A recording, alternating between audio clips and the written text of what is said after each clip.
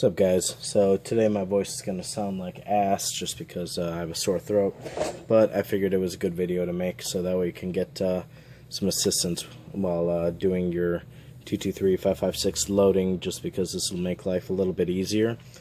What I have is the Reading Instant Indicator, which is a fun little gadget. What it does is that it's actually two parts. You have the dial caliper, and then you have the die body. This one is specific to 223. You can also get it for 308 and whatever else, but in our case we're going to be talking about the 223 version. So what I'm doing is I'm actually going to be going through my brass and trying to find anything that's over 1.750.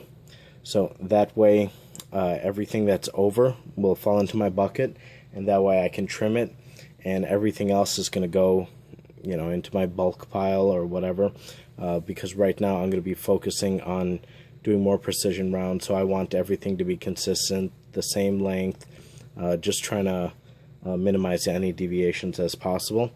So here I'm going to show you a quick run through of what my process typically looks like. So I went ahead, I have this brass set up at 1.750, so I keep that one to the side.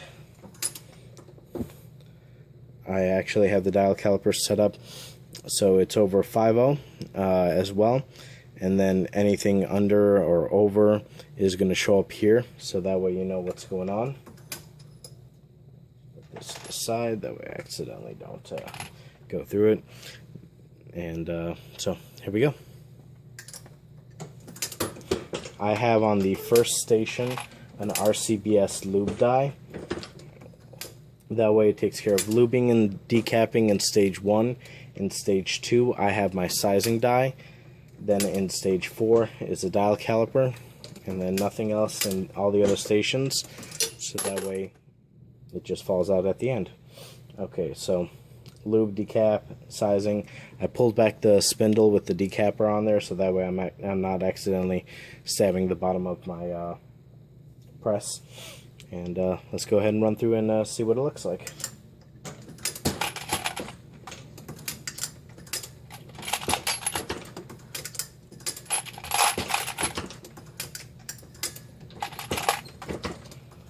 So that one's under, so I'm pulling that one. That one's under, so I'm pulling that one.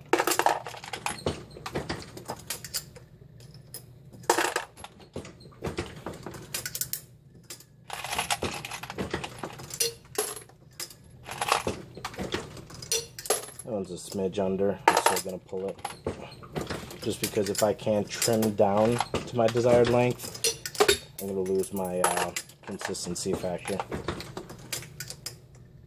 Actually, I missed what that last one was. But I just wanted to show you guys the rough process so you can get an idea of what it looks like.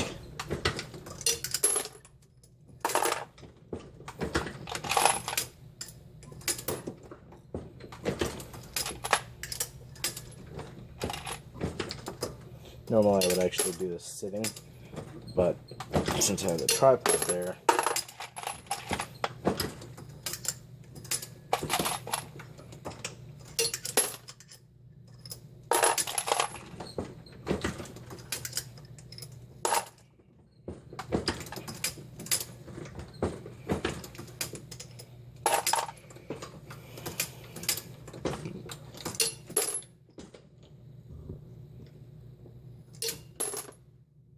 so that's my little process on how I size up and figure out which brass needs to be trimmed. That way I'm not doing twice the work by putting brass in the trimmer that doesn't need to be done. So anything that saves me time is, I'm going to look forward to. So hope this helps you guys, and happy reloading.